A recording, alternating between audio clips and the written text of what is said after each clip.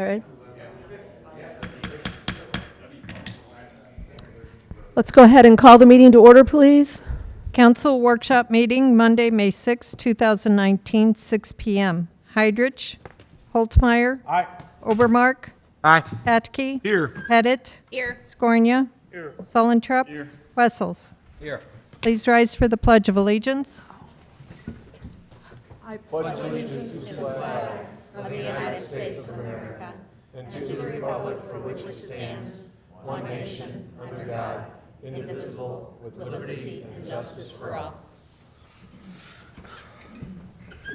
Will all the committee members answer if they have or have not read the minutes of the meeting dated April 1, 2019? Holtmeyer. Aye. Obermark. Aye. Patke. Yes. Pettit. Yes. Scornia. Yes. Sullentrup. Wessels. Having read the minutes, are there any comments or questions? Make a motion. Second. Okay, we have a motion by Sullentrup, seconded by Patke, to approve the minutes from our last meeting dated April 1, 2019. All those in favor signify by saying aye. Aye. Opposed? By your vote, you approve the minutes. Thank you. Presentations, we have the audit presentation. Filling in for Tammy this evening is Jeff Trentman with Hawkshill Bloom and Company. Good evening. Aye. Good evening. Sorry if I sound a little nasally. Sinuses are going around my house right now. So I'm here to present the audit, and I'm pleased to present that Hochschild Bloom had a clean opinion for the City of Washington again for December 31st, 2018. I wanted to just kind of run down some of the highlights for this year. From what I saw, it was a very positive year for the City of Washington, and it has been for many years now. But for what you guys have going on at a subsequent event for 2019 was the refunding of your bonds of your Series 2019. What was new this year is we had to book a new post-employment benefits liability. It was about $360,000 or $370,000 that you had to book this year, which was a GASB pronouncement from that just got implemented that we had to restate for this year. Overall, also I wanted to bring up that you guys have a compliance requirement with your fund balance, that it has to be, your general fund unassigned has to be 15% of your annual expenditures for the next year, and you guys more than met that. It was about 1.5 million was the requirement, and you were at like 2.6. So City of Washington is sitting very well going into the next year. Overall, the general fund increased its fund balance, which really is just the health of the fund, by roughly $830,000, which is fantastic. Some of the highlights of the general fund is budget-wise, you guys went over your budget by about $198,000 in the revenues, which mostly was from an increase in sales tax and franchise taxes. I saw from, not just budgeted, but also from last year. And also you guys went well under budget for the expenditure side, which is ended up making the city even better. As far as, and most of that was really street projects, capital outlay projects that the city decided not to do. I saw about $1.5 million of actual expenditures less than what you had initially budgeted, which would have been just different city street projects that you decided not to do. Overall, for the governmental side, which is really everything except for your sewer, your water, and your solid waste, all the other funds. The grants, I saw a big increase in grant revenue by $1.7 million increase in grant revenue. As I said, the sales tax increased by about $850,000, which is fantastic, because I believe the year before it was pretty stagnant from year to year. Franchise taxes also increased by another $200,000, which I think that one was a little stagnant the year before too, so that's fantastic. On the business side, which I mentioned, is the sewer, water, and trash solid waste. The charges for services, which just your bills, was about $400,000 higher than last year, which is also very positive, with keeping the expenses relatively the same as the prior year, which is why you guys had about $1 million increase in fund balance or net position in the business side, because you were able to increase the revenues but also keep the expenses around the same. which is very positive. So overall, we had a net position increase of about $4.8 million, which is fantastic and looks very well for the future. I was instructed that Mary Sprung would like me to go over a new GASB pronouncement that's in the financial report regarding leases. There may be some questions on, it's changing up the way that governments record leases. Previously, governments right now, you'd have to separate between your capital leases and your operating leases, which are basically your operating leases typically are things like copiers and phone systems and things to just help the city operate. And they don't normally go on your balance sheet as a liability. You just show them as an expense, and they just go in the notes back here so that people can see that, oh, they had copiers, they had phone system, that's what you paid for. And then you have your capital leases where you guys buy dump trucks, or you lease dump trucks, or you lease any type of vehicles like that, or bigger purchases. They need to be shown on the balance sheet. Well, with this new pronouncement, they're basically making everything have to go on the balance sheet. They're making all of the different leases that you guys have are going to be shown on the balance sheet as an asset, which is basically like a right to use kind of asset, and then we'll amortize that over the life of the lease.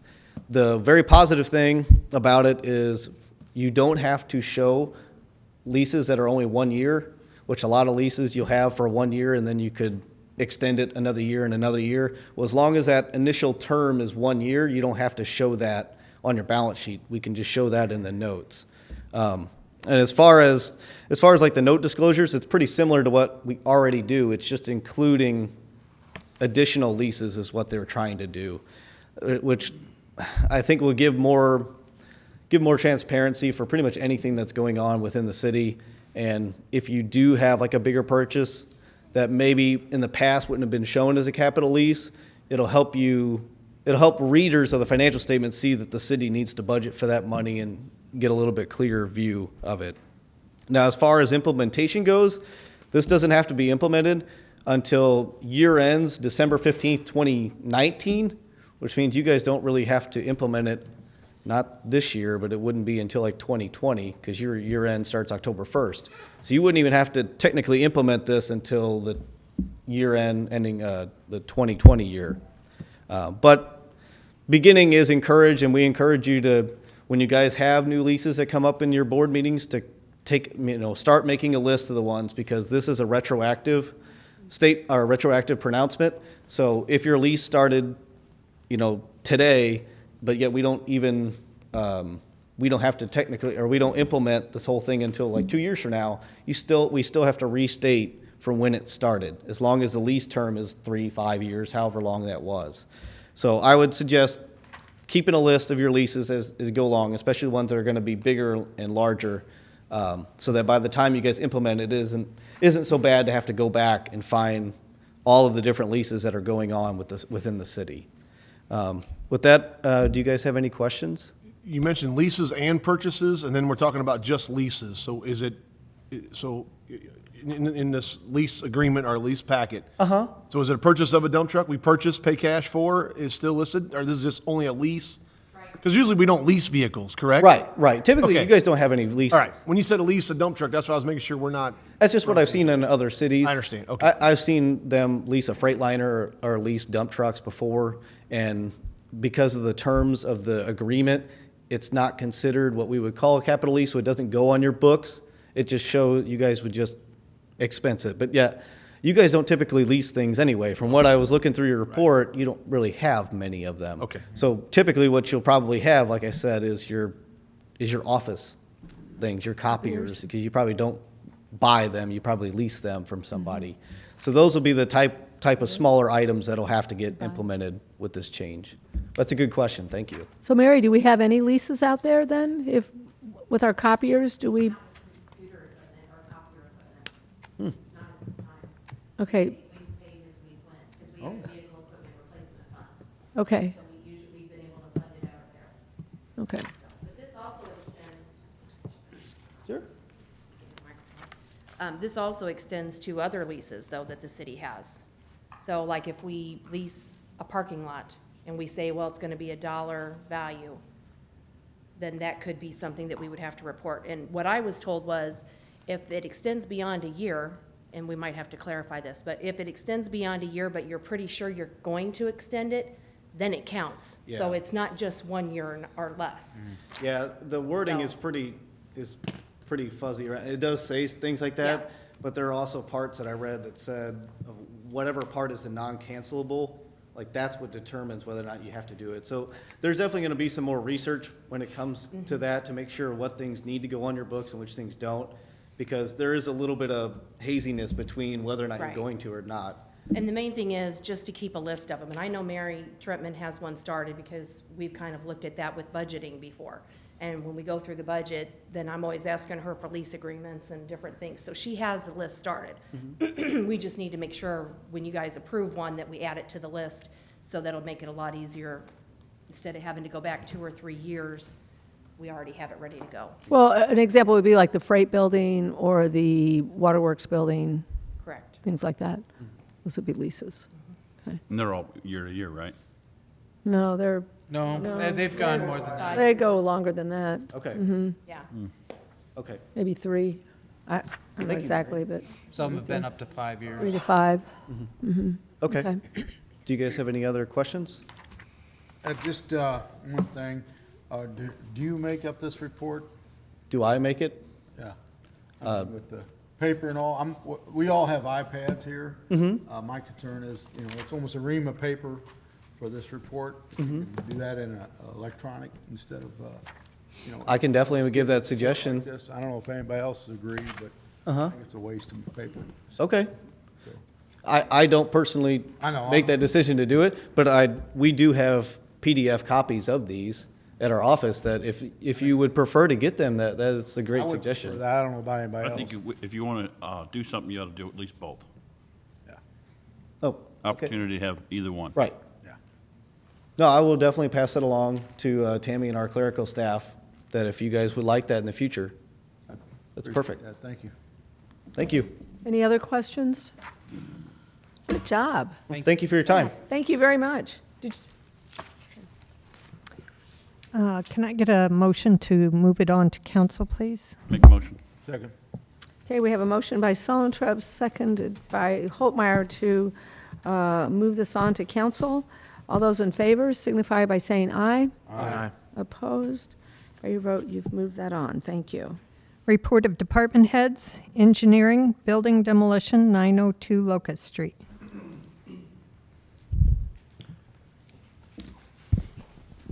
Okay, good evening, council. Engineering department, along with planning, specifically Sal, we were able to solicit, we got 6 bids to demo the single-family structure at 902 Locust Street. I know it's kind of, I'm not sure when we actually purchased that. It was some time ago, but it sat there vacant for quite some time while some of the purchasing agreements and things were worked out. That contract, or that demo bid, low bid, was for $10,850 to Matt Giardier Excavating. Sorry if I said that wrong, but we did have an estimate around $14,000 to get that taken care of, so that is under budget. We would just request that we move forward with that. It is a 25 calendar day project that is a little bit extended as far as maybe what we would like to do, but the idea there was just to provide a window there for better bids. So we would hope that that would be demolished by June 1st. Tony, what's that?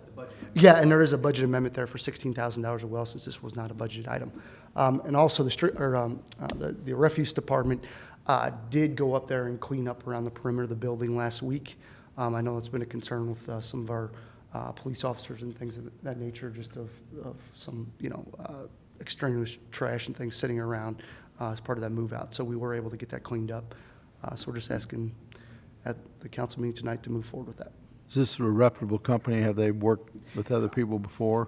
I've not worked specifically with them. I believe they were awarded a 3 demo project in St. Clair not too many months ago.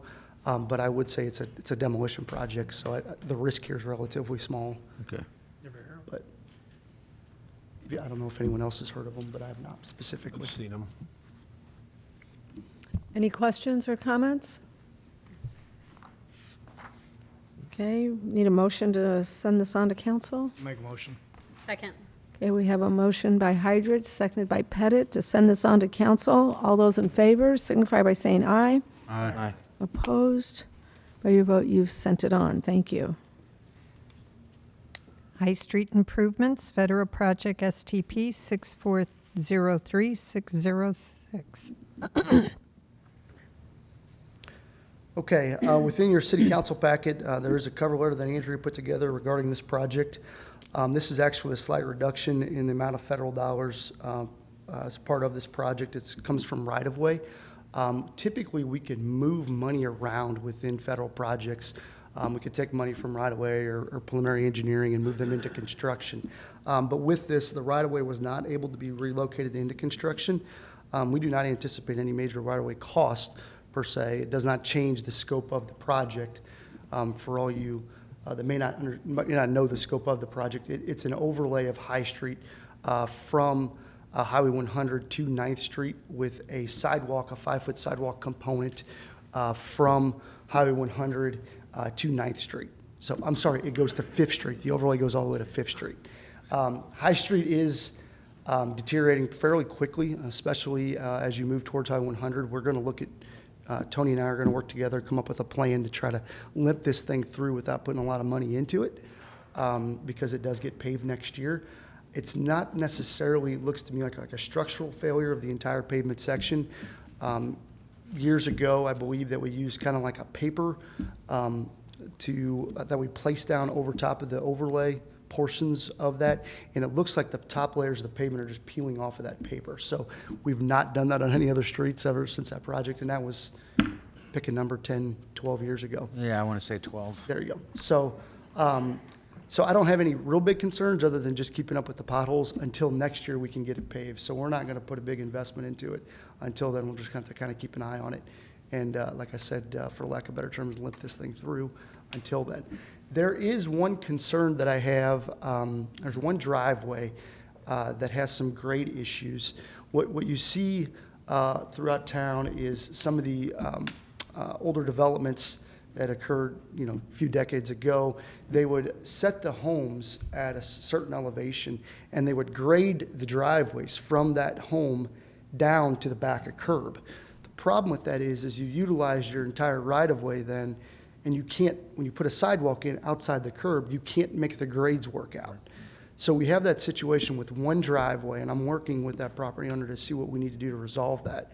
But that occurs all over town. Jefferson Street has it as well. Some of the older parts of town have that. So when people say, why can't we put a sidewalk here? Why can't we? We look at that as part of that cost, because sometimes you just can't physically do it unless you narrow up the streets. A good example of that, what we're doing is on West Main. That is a little bit narrower through there in order to get that sidewalk kind of squeezed in there. And that is a 30-foot wide minimum street, which is no different than Bluff Road or any other thing. So what we do is then we restrict some parking, but in that location there would be no need for parking anyway.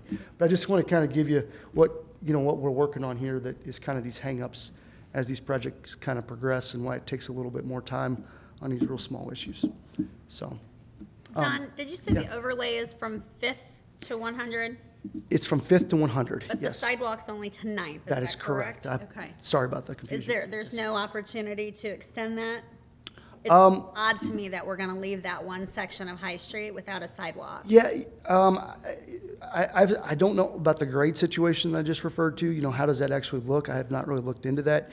The reason why, this was a grant that was applied for 5 years ago.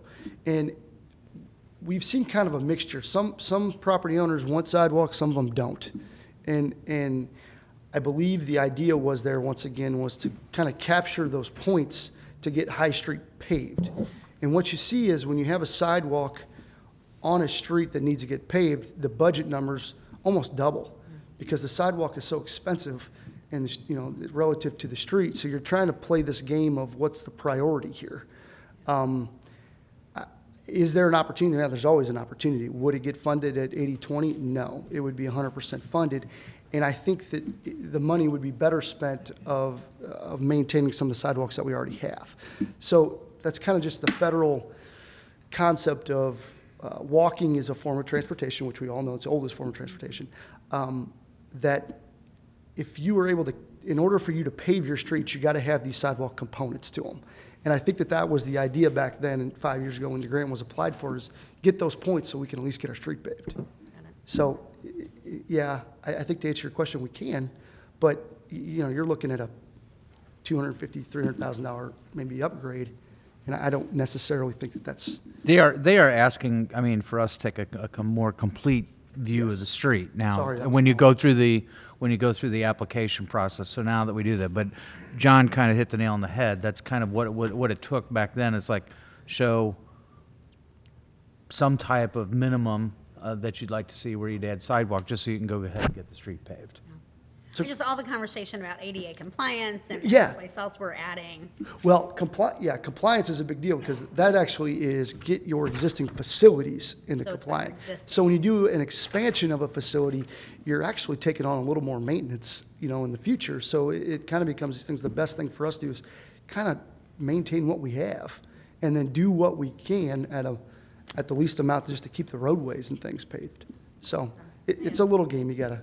I just wanted to make sure I read that correctly and at the. Kind of the concept that we've taken is connect subdivisions is kind of a way.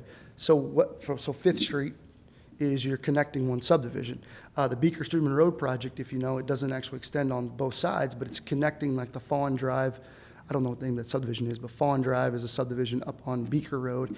Connect Lexington, connect Dawn Valley. You're not getting all the streets, but you're connecting subdivisions. So we've kind of taken that kind of mindset approach to it, is maybe not get them all, but get what we can. Thank you. And a project like Third Street in Jefferson that we applied for, well, those already have existing sidewalk components to them. So it's get them maintained, get them back into compliance, and that's why you see those budget numbers start to elevate. So, Thank you. yes. What's the chances of scheduling that between school and fair time to not? With the High Street, Yeah, the High Street. we always try to do that. Yeah, So I the understand. chances are very high that we'll make sure that, that we write that into the specifications. I know like Beaker Streeterman, the paving actually had a deadline that paving can't start until like June 3rd, I think is the timeline. I know on our annual locally funded non-STP eligible streets, so we budget approximately $600,000 to do those. We're going to do those after the fair this year because I couldn't get them in before the fair. So it's always one of those things that we kind of keep an eye on. We do the best we can. I think we've actually succeeded more times than not with that, but that's always a concern. Thank you. Any other questions or comments? I'll entertain a motion to send this on. I'll make a motion. Second. Okay, we have a motion by Patke, seconded by Obermark, to send this on to council. All those in favor signify by saying aye. Aye. Opposed? By your vote, you sent it on. Thank you. Before we move on, does anyone else have a concern with your iPad or anything? Otherwise, JJ can go home. But, so, have all your questions been answered? Yes. Everybody's good? Thank you. Okay. Thanks, JJ. Thanks, JJ.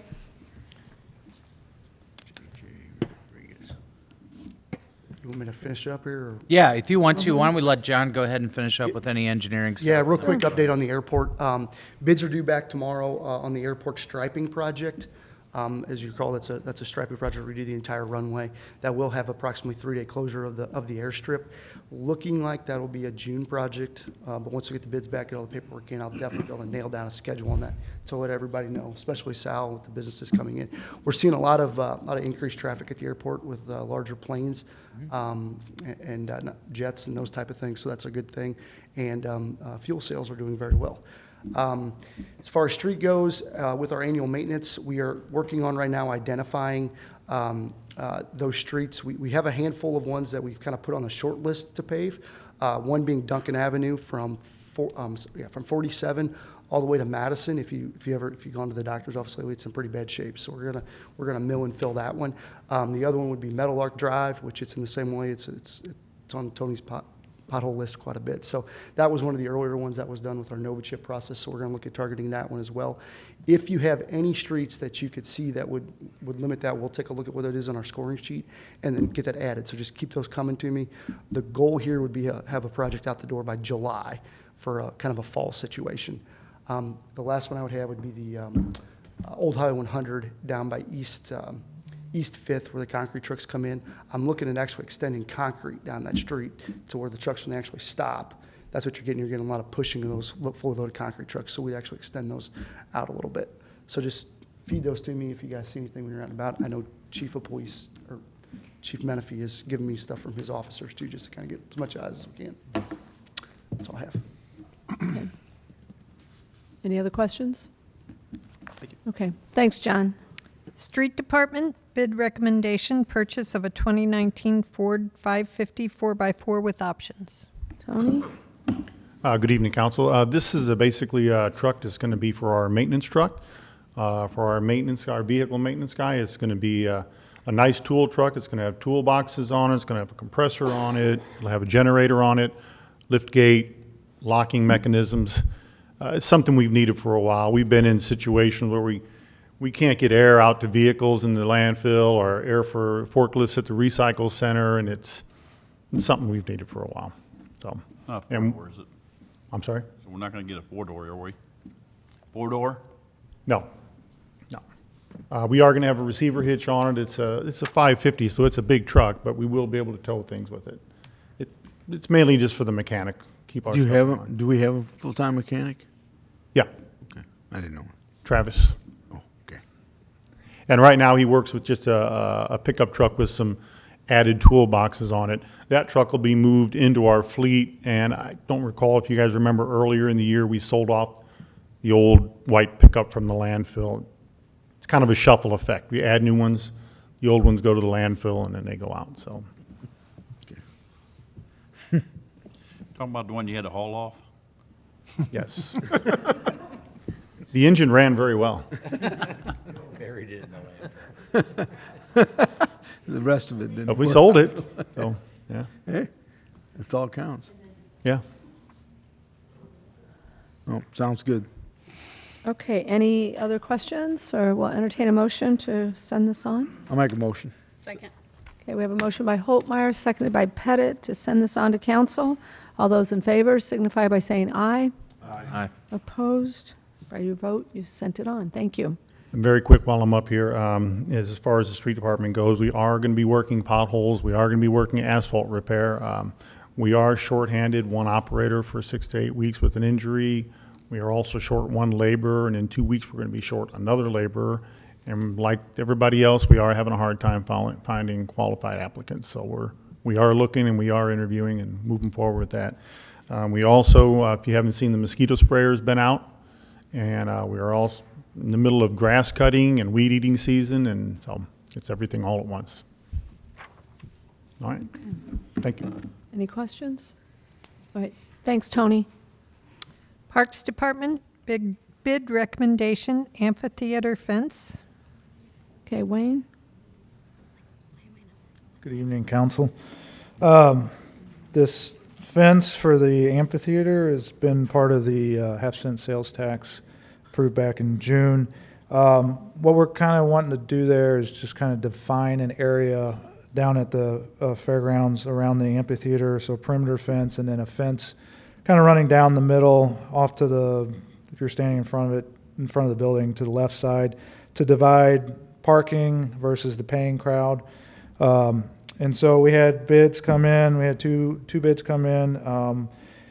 One came in at $99,400, and then the other one came in at total around $143 for the base bid.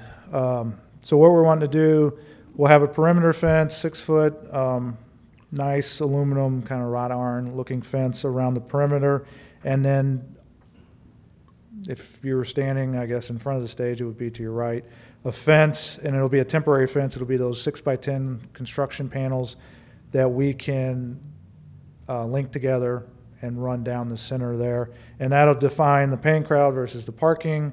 And then we can park cars along that temporary fence, kind of use as a barrier, just in case anyone would ever want to come crashing in or anything like that in a vehicle, I should say. And those temporary fence panels can be rented then. We'll have them. We were running into problems when people were coming to us saying they wanted to rent the amphitheater, but it was too they didn't want to pay a fencing company or a rental place to construct a temporary fence. And so we'll now, if it passes, we'll own the temporary fence, and then we can rent it to the people, probably at a cheaper price. Plus, we'll have those panels on site all the time, year round, so we can use them for other projects throughout the year when they're not being rented. So what I'm coming to you here today is for a recommendation to go with Washington Fence Company for base bid of $99,400 and then the bid alternate of $5,600 for the 6x10 temporary fence panels.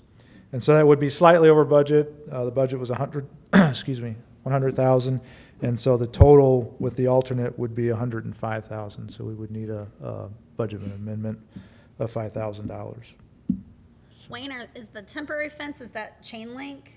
It would be, yes, like, I don't know if you've seen them or not, but it would be like a pipe frame around it, and then the chain link would be on it, and then they have like a pole, and you just kind of hook them together, and they would, yep.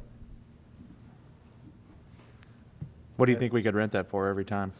We could add that on. I don't know, I'll have to do a little homework and see what rental companies rent those temporary fences for. I that's know that, I think they're, from what I've heard, and I don't know off the top of my head, but I think when you have to rent them from rental companies, like for construction projects, I think they're pretty pricey. So we could probably make up that 5,000 if we rent them out a few times. Yeah, a few times, yeah.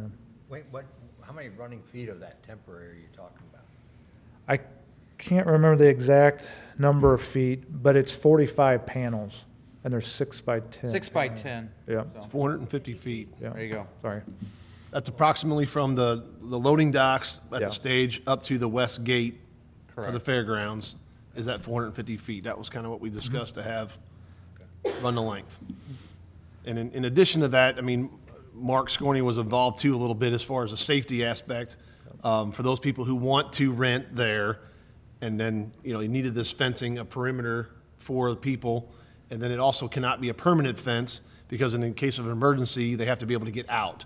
So these things are considered knock downable, I guess you could say, and people can run out. Yeah. Correct me if I'm wrong, right, Mark? Yes. That's what the whole, so in other words, we looked into a permanent fence through the middle as a higher additional cost, and it wasn't, it's not advantageous because it needs to be something that can be taken apart, broke down, a crowd can go over in a case of emergency. So it kind of serves both purposes there.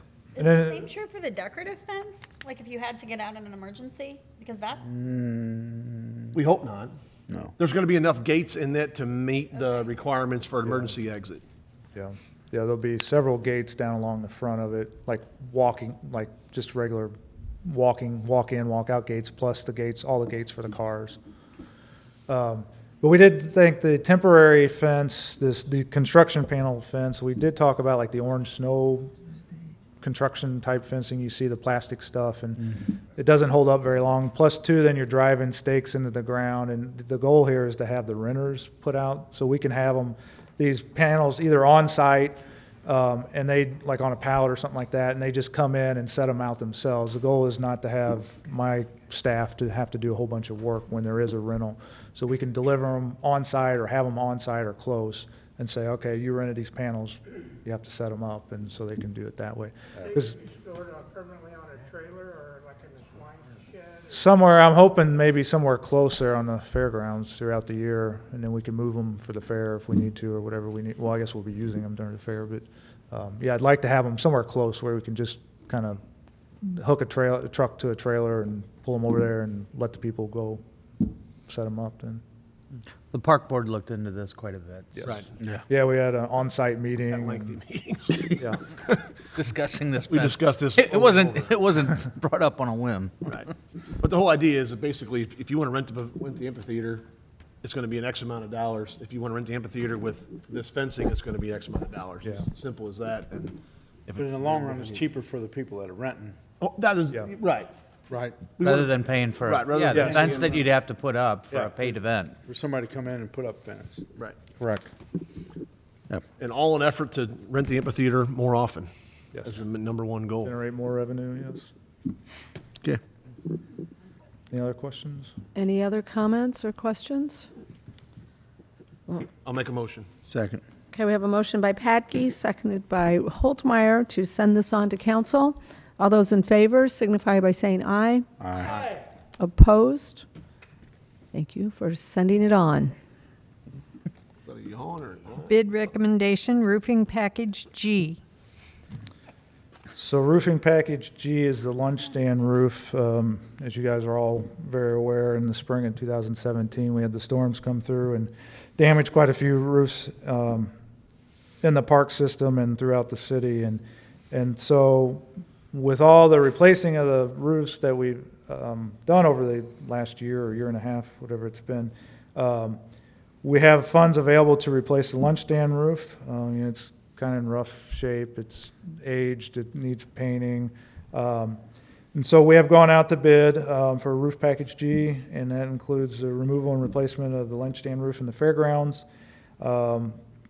And we had one bid come in the amount of $30,000, and we're looking for a recommendation from you guys to replace that roof before the fair this year. The only thing I would add to that is the Fair Board proposed to go ahead and do some improvements to the lunch stand to begin with. So they asked us to go ahead and take a look at replacing the roof. They are going to go ahead and replace the siding on the building and pay for that themselves. But they asked our participation for the roof, and so luckily with these savings that we've had on all these roof packages, which I think H, which is the last one that you've got, which is going to be on your agenda next, is the last of our roofing projects. Correct? Yes. Yes, and the fair, I was down there last week, and so they're going to replace the siding on that building, and then some of the beams underneath will be painted, and they're planning on painting under the roof there and everything. So it should look like a new building or pretty close to it. So we're working in coordinating with them, color scheme, things like that, whatever Yes. they're doing there. Yep. Great. Absolutely. Any other questions? I'll make a motion. Second. Okay, we have a motion by Patke, seconded by Pettit, to send this item on to council. All those in favor signify by saying aye. Aye. Opposed? By your vote, you sent it on. Thank you. Bid recommendation, roofing package H. So another roofing package, like Darren said, this should be, I think, the final one. The main part of it, the base bid, was the Ronzig dugout, the asphalt dugout roofs, and the shed roof up there. And so we went out to bid. So the base bid was the roof of the dugouts and the shed, and that came in, as you can see, $4,440.50. And then we had a number of alternates, including the Miller Post cabin roof, which came in at $4,700. Main park fascia gutters and downspouts came in at $53.51. And replacement McLaughlin roof, restroom roof, $6,262.81. McLaughlin's fascia gutters and soffits, $828, and then McLaughlin restroom siding, $1,910, and finally the McLaughlin restroom painting at $1,300. So we recommend getting all of those done for 24. The base bid and all the alternates came in at $24,792.31, and we'd like to add an initial $2,000, additional $2,000 for unforeseen circumstances. Why do you have the unforeseen conditions there and not on the prior? Just because, mainly for the Miller cabin roof, it's an older building, and we just don't know what could be under there. We've never replaced anything out there before, so this would be the first improvement out there on that facility, structure-wise. And is this total number included in the insurance? Yes. is. We'll be able to, with all the replacements we've been doing, that all the money, that will be all covered by insurance. Mhm. It's great. This is the last one, right? It's fantastic. I mean, we looked into this for a long time and thought it was all going to come out of pocket for a year. Now it's great. Yep. It's a good idea. Okay, any other questions regarding this item? Make a motion. Second. Okay, we have a motion by Holtmeyer, seconded by Hydrich, to send this item on to council. All those in favor signify by saying aye. Aye. Opposed? By your vote, you sent it on. Thank you. Artwork placement recommendation. Do you need me to pull it up, or? Do you guys have it in your oh, okay, John's going to pull it up for me, thank you. So back in December 2017, the city received 9 pieces of artwork and sculpture. Most of them are sculpture pieces from Larry Pogue. And so there was agreement made that they would be placed in public places throughout the city. And the estimated donation value was $71,000. And since then, since that time, I guess they've been sitting in storage under the Missourian. I found some documents on April 6, 2017. The Parks and Rec Commission voted in favor of hanging 2 of the wall pieces. So of the 9, there's 2 that can be hung on a wall. They're 4x4. There was a recommendation to hang them on the wall at Farmers Market. I'm not sure why that never happened. I didn't really look into it too much further, but it didn't. And so they're still sitting in storage. And so when I came on, I know there had been conversations with some of the city staff here from Mr. Pogue about getting some of these pieces out since they've been in storage for so long. And so I started looking around. We looked around at some places, and then I worked with the Art Council and the Park Board, and between the two, we came up with what you're seeing on the screen here, the pieces. So of the 9, we'd like to get, I believe it's 5 pieces out, 3 sculptures, and then the 2 wall pieces. The 2 wall pieces would still go on a wall down at Farmers Market, but I don't believe it's the original wall they were intending. From what I saw, some pictures that we had, it was originally they were talking about having them on the brick wall where the lower parking lot at the Farmers Market's here, and then you got the lower parking lot here. It would be that red brick wall there. The only issue with that is, one, they're easily accessible. Someone could run off with them or damage them if they wanted to. The other thing is, if there's actual cars parked in the parking lot, you wouldn't be able to see them. You'd only be able to see the very top of them. And so looking around town, the Arts Council, Parks Board, myself, we can still hang them on a wall at Farmers Market, but it might be better served on this gray wall on the back side of it. You'd be able to see it from, I believe, Cedar Street there and from Front Street. You'd be able to see the pieces from those two streets. You wouldn't have to worry about cars parking in front of them. They'd be high enough up on the wall that no one could grab them or really damage them. And then the other locations, there's one piece that they recommended putting out here at City Hall, just outside the glass vestibule here. And then the other location was down by the passenger depot on the riverfront there in that bed. And so what we're looking here for is places where they'll be highly visible, but not a ton of foot traffic where someone could just walk up and hang on them or whatever. Now, people walk by there, but that's not a high traffic place. Same thing with the sculpture piece that would go out at the pool in the circle drive, kind of behind the pool there. It's highly visible, but there's not a ton of people walking by that location where I wouldn't envision kids hanging on them and things like that. I mean, it's very possible it could happen, but so that's kind of what we're doing. We want people to see them, but we don't want them to have really easy access to them. And then, let's see, what was the other one I missed there? Is that all of them? I think it is. Okay. I think you covered it. Yeah, I think so. So that's what we're looking at. Like I said, the Arts Council and Park Board have been involved with this process, and we're just wanting to get, kind of my goal when I started was just to get a few of them out before American in Bloom this summer. Will there be information about the works available, or is that? As far as what we have in storage? Well, yeah, I'm just curious. Even the names of the works I think are interesting, or the significance of, that he was a local artist and donated them to the city. I just didn't know, if I'm coming here and I see that, am I going to know what it is? Or is it just like, oh, there's a piece of art?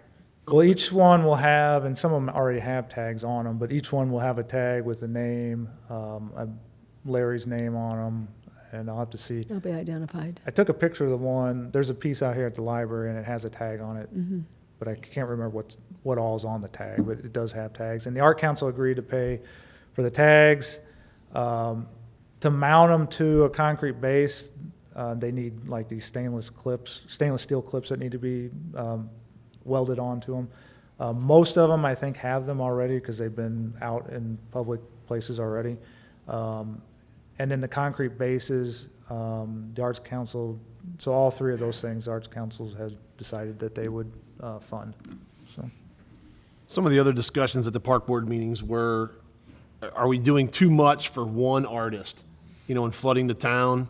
But then on the other side of that is no one else has came forward and gave this kind of donation to do that. So not to hinder anyone else from doing that and taking up every space, it's one of those deals where, the donation was made and put them in places where, we're not cutting around them with a lawnmower. We're not weeding next to them. It's in a bed. It's away from, like Wayne said, away from high traffic areas, visible but not touchable, I guess is the main thing. So the Arts Council, I think, also offered to power wash and possibly paint the wall at the farmer's market right before they hang it up. That was kind of a discussion. Yes, talked about that's trying to make still, that yeah, too, so. I don't know if it'll get painted, but it needs to be power washed, and Right. whether we do it or they do it, it probably should be done. Because like the picture we're looking at now is like sitting at the riverfront, and that was discussed to put it down at the riverfront, but then as you get many people down there and set right in the middle of the grass, probably not a good idea. So some of those things were discussed. Hopefully we come up with better places and Yeah. good options. Sounds like good spots for them all. Okay, any other questions? Entertain a motion? I'll make a motion. Second. Now we have a motion by Holtmeyer, seconded by Pettit, to send the artwork placement on to council. All those in favor signify by saying aye. Aye. Opposed? By your vote, you sent it on. Thank you. All right. Thank you, Wayne. Thank you. Does anyone have any questions of Wayne? Before you, hold on. Okay. All right. Kevin, did you want to address this item that you passed out? Good evening, everyone. First, I'd like to apologize for not having this in the packet. Ran out of time to get it there. However, it does need to move forward. For a long period of time, we've always had problems with our treatment plant having odor ever since we built it.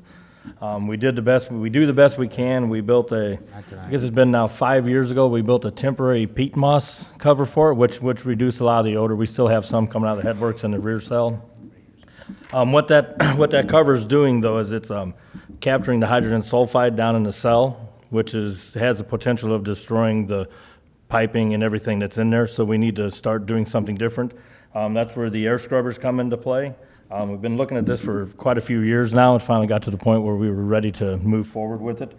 So it went out for 2 bids. You have the numbers in front of you. I do have it budgeted. Integrity Municipal Systems came in as a low bid. I actually went to over to Illinois to look at 2 of these already in operation. It's Peoria, Illinois has a 20 million gallon a day plant. They have 2 of these in operation. They removed 2 charcoal carbon filter scrubbers, which were maintenance nightmares. They are actually adding 2 more of these scrubbers into an expansion of the treatment plant. They have had their systems in place for 4 years, and they just now have had 1 bearing go out on a blower. That's how. How many years, Kevin? Pardon me? How many years? 4. 4. Yeah. So maintenance-wise on them, there's very little maintenance. It's a biomass system, so it's basically peat moss in a box, basically.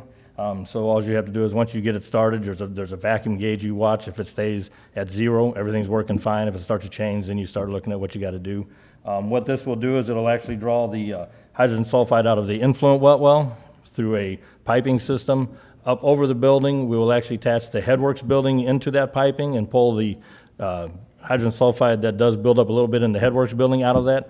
And then the rear of the headworks building, there is a grit separator, which separates all the grit, which builds up hydrogen sulfide. We have that covered with a fiberglass cover right now, holding it all in. We're going to tie that to it and then bring it all into that air scrubber. So what I'm asking for is your approval to proceed, take it to council, and I will come back on the 20th with an ordinance to move forward with it. Kevin, have you, the system you went and looked at, did either one of these 2 contractors do any work with that one? The integrity systems are the ones that did Oh, they did? They do the design and the build of it, and then it's installed. We will be installing it ourselves in-house.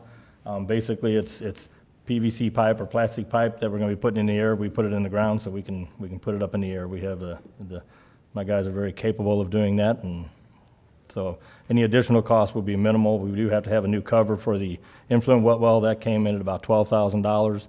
The rest of it will be just piping and materials that we'll purchase here and Did put it come in. out of your budget then, the piping? Pardon me? Piping will come out of regular budget? then? No, that will come along, that'll come out of this. All out of this? Out of this, yes. And you'll, oh, go on. Where's the blower situated at too? It's going to be, and you're very familiar with why I'm this, asking questions. that unused space that's that's kind of, that alcove that's tucked into the Headworks building where there's nothing there, it's going to sit right there. It's explosion proof? Yes, Okay. yes. Self-contained, explosion-proof, yeah. So you'll be bringing the ordinance then to our next meeting? Yes, next meeting, on the 20th, Okay. yes. Any comments or questions? Thank you. Thank you. Okay, do we need a motion to send this? I'll make a motion. Yes. Who said? Nick made it. No, he took it. Nick made a But who motion. made a second? Did anybody? Mark. Okay, so we have a motion by Obermark, seconded by Heidrich, to send this on to council at our meeting on the 20th. All those in favor signify by saying aye. Aye. Opposed? By your vote, you sent it on. Thank you. Kevin, where are we at on the cameras? We was on hold because of, I know we're all saying it, but because of the weather. It's hard to work out during the rain and stuff with those. Weather's getting better now. I'm planning on having one guy next week dedicated to starting to install more of them. We've got to replace a couple here with some bigger, better cameras. And then we're going to go out to the parks area where there was some before. We got to get those changed out. So it's on the move forward progress. How about that? Mr. Manhole? Mr. Manhole, we'll start doing that here in a little while. We've got to get well 9 completed first, and then once we get that done, we'll be out and moving on Mr. Manhole. Thank you. You're welcome. Any other questions, comments? Thank you. Okay, Sal. Okay, Sal? I'll be quick. I just wanted to brief you guys on something that is on your agenda tonight. So with the Melton expansion, if you all remember, it's last April, so it was a little over a year ago, we came to terms with Melton for the Chapter 100 tax abatement and incentive program to get not only the Chapter 100 for the 10 years, but also that it allows them to get sales tax exemption when they're building the building, getting construction sales tax exemption. Typically, that exemption certificate would be issued whenever they get industrial revenue bonds issued. They're doing this a little bit less traditional in the sense that they are going to go out for, they already are going to get traditional financing through a bank. That's why you see the First State Community Bank sign out there, and they're not going to get industrial revenue bonds. So they're still participating in Chapter 100, obviously, for the sales tax incentive and this sales tax exemption, but they're not going to get the bonds from us. So tonight, there's a resolution that Mark Grimm with Gilmore Bell wrote up that basically allows us to issue that sales tax exemption certificate early. It says normally you'd be going with the bonds, but there will be no bonds in this case. There is a letter also attached to that resolution written by Gilmore Bell, put on Melton letterhead, and agreed to by Melton that if for some reason between now and when the Chapter 100 actually, that project agreement is approved, if it were to fall apart, they agree to pay back all the sales tax that they are exempt from today until then. Since they're already broken ground, it's very unlikely that would fall apart, but it's just something to save us if for some reason something happens in that case. So just wanted to brief you on that because it is a little bit different than how LMI did it. All right, and then just so you know, the Waterworks RFP is out, went out last week. It's due June 7th. We sent it to, we directly solicited between everyone who has an existing liquor licenses and then wineries and breweries on this side of the state, close to 200 businesses that we directly solicited, either by mailers or by email. They received it Saturday. I've already gotten a handful of phone calls today from interested parties, so I think we'll get some good proposals from that. And then the Locust Street RFP will go out Wednesday. And that is for the housing redevelopment we want to put on the land we bought on Locust Street. So 2 big projects there. Hopefully it'll kind of line up when we start getting proposals in July, and we'll have 2 different committees to kind of review those proposals. And then P&Z packets went out today. Just keep in mind that it was a fairly big packet, and that should be some big ticket items on there, rezoning, so I'm sure that'll be a very busy planning and zoning meeting as well as the council meeting. So all of those public hearings from Next week's planning and zoning will be on May 20th. So just expect a full house. So, all right. Any questions of Sal? Thank you. Okay, thank you. Was there anyone else? Mary? I just have two quick items. First of all, we are going out for bid for banking services. Our current contract is up as of July 31st, and I just got the go-ahead from Mark Piontek to send that out. He had no changes. So I wanted to let you know about that. And also, I am going to start the bid process for printer replacement for the city. So you'll be seeing that in the next couple of months as well. That's all I have. You gonna lease them? What's that? Oh, yeah. I don't know, maybe. Add it to the list. As long as it's a year at a time. We just have a couple of minutes, so anybody. Anyone else have something? Tom? Yeah, we told Tom to say something. Good evening, council. I just have a couple quick things I just wanted to advise you on. We had 6 new homes built this month, or started this month. We did about 200 inspections for the month, and we've started our new fire inspection process, and we've completed 6 of those so far. So How'd they go? really well. We've only had like basic stuff, exit light, batteries are dead, and different things like that we've caught, so, but nothing really big so far. Just to remind the council, this was something that we had looked at possibly hiring a part-time inspector to go ahead and do that. Tom and Blake have done a great job of going ahead and keeping up and decided to go ahead and take this on. And so see how this works. We're taking baby steps into this process, and I think the thing that we started with the most vulnerable populations that would be in those, like schools, daycares, Senior care centers. Care centers. et cetera. So starting with that and then working our way, forward to other uses, retail establishments with certain amount of square footage, and then all the way down to where eventually we have a program where we touch base with all of those commercial and Yeah, and I think it's going to get, once we get through everybody once and they kind of know what to expect, it's going to get a lot smoother, so. Your forms are very informational too. I was very impressed by, I'd fill the one out for school. It's very good. Thanks. Very good. Yeah, it's going well. Good. Does anybody have any questions? Okay, thank you, Tom. Anyone else have something to report that, just in time. In 30 seconds. all right? Lisa and Claire have nothing to Can we do council comments after the next meeting? We could do council You have comments. nothing to We'll say? do council comments after the next meeting. Okay. Motion